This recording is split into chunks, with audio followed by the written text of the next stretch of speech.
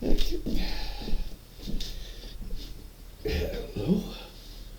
Hello. It's 20th of June, 2024. So, still in the psych ward.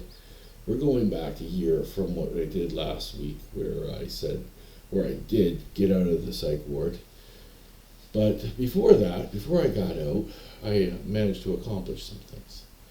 So, they did these trips every year, and they made someone the leader of the group. The first trip I went on, I wasn't the leader of the group. And we went to a park, and we had breakfast, lunch.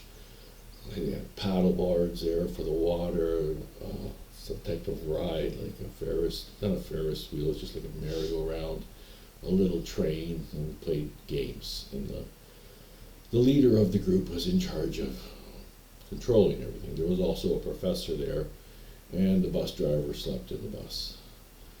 Usually about 7 to 8 hours. The next time we went on a trip, they made me the leader.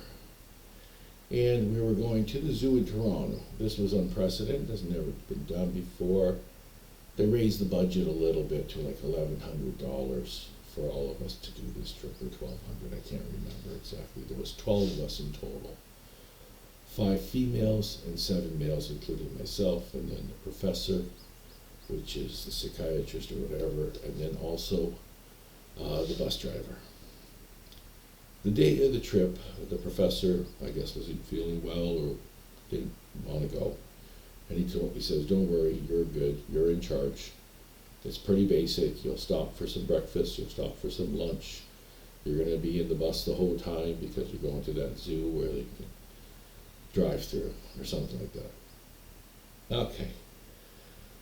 So on the day of the trip, the bus driver also wasn't feeling the greatest. He told me that he's not going to be able to drive on the highway and make it all the way to Toronto. So I'm like, oh man, what am I supposed to do? So there's this place that I used to frequent often, and it was an adult entertainment place. Not going to say names or anything. Girls got on the stage and danced. And I said, you know what? I'm going to take everybody there. It's a place that I know really well. I know the owners.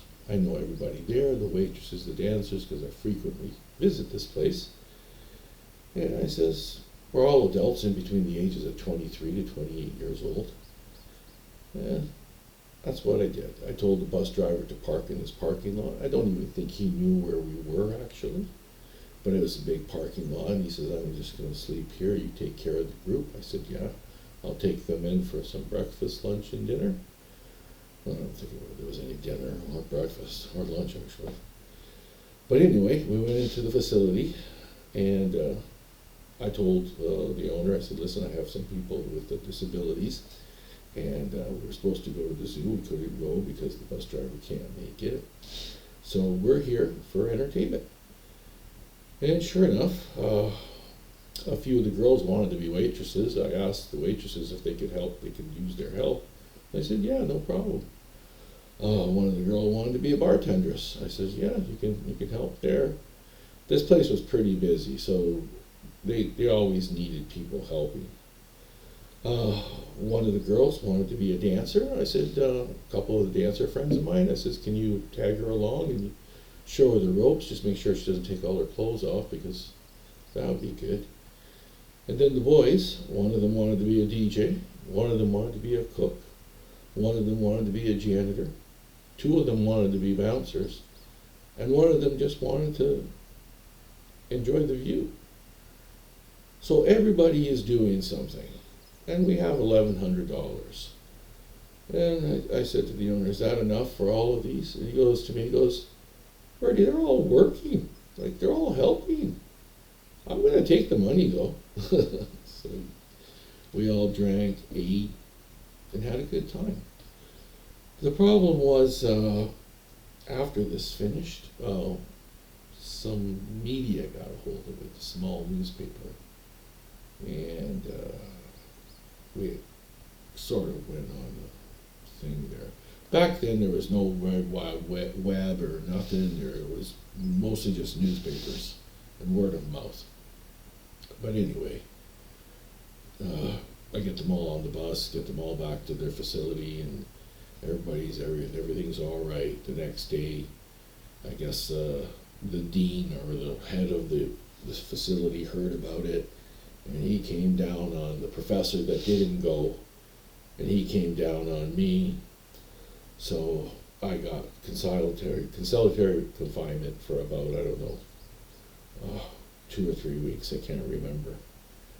But once I got out of there, the one professor that liked me a little bit, they all have different personalities and what they believed in and things like that. But none of them believed in ghosts. None of them believed in God. None of them believed in anything like that. They mostly said, after you die, that's it.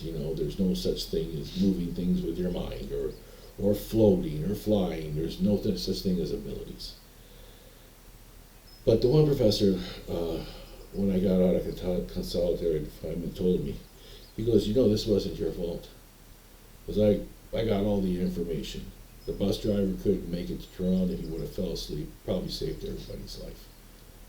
The one professor that should have went with you wasn't sick. There was nothing wrong with him. He just didn't want to go for whatever reason. And then he says, listen, you've been making predictions since you came here. And some of them are starting to come true. And a lot of people here don't believe in it, will deny it, they'll do anything to squash it. And so they want to do a lobotomy on you. And I didn't even know what a lobotomy was till later on when the angels told me. So they said, listen to me, you've got to get out of here because this is not going to be good for you. But you need to be signed off, and I can't sign you off. You need all 4 of your psychiatrists plus the dean to sign you off. The dean being the big one, the head of the place. So I said, wow. And then he said to me, someday we will figure out what you have in the scientific community. And I told him, I said, when you guys figure out what this is, please let me know. Because that's why I'm here. And never heard from him since. But I did tell this one professor that he would need me later on. And he would handle one of the biggest crime cases of Canadian history. And he would move to Toronto, and he would make his own practice, making triple digits, and he would have a kid, and he would call me for advice on something a couple times, and I would give him the advice the right way. But that doesn't happen for like 10, 15 years after I get out of the psych ward, approximately. Anyway, that's my story for today. Also, it's true.